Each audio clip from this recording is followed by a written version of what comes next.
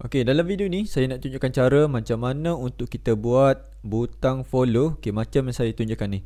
Okey, yang ni saya khaskan tutorial kepada mereka yang nak main FB Pro lah. Okey, kepada mereka yang nak login Facebook macam biasa, korang tak perlu pun untuk ikut tutorial ni. Okey, first kali apa yang perlu kita buat? Okey, kita pergi ke bahagian menu. Okey, kemudian kita klik pada ikon gear di sini. Okey, kemudian kita scroll ke bawah. Okey, kemudian kita klik pada bahagian follower and public content. Okey, pada bahagian ni korang ikut je apa yang telah saya setting di bahagian ni. Okey, macam contoh who can follow me, kita buat public. Okey, semua public. Okey, semua public dan ni kita tandakan on lah. Okey, itu je. Okey, lepas tu okey, macam mana korang nak semak? Okey, sama ada dah berjaya atau tak.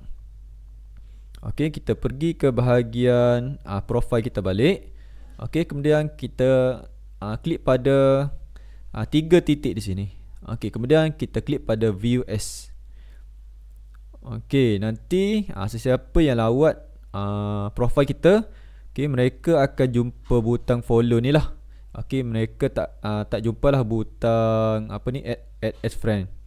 Okey, jadi ni salah satu membantu untuk korang tambah follower. Okey, ni tutorial khas kepada yang nak main FB Pro lah. Okey, kepada yang belum lagi follow saya, harap korang boleh follow. Dan kalau korang jumpa video ni di YouTube, okey, harap korang boleh subscribe YouTube saya lah. Okey, jumpa dalam video yang seterusnya.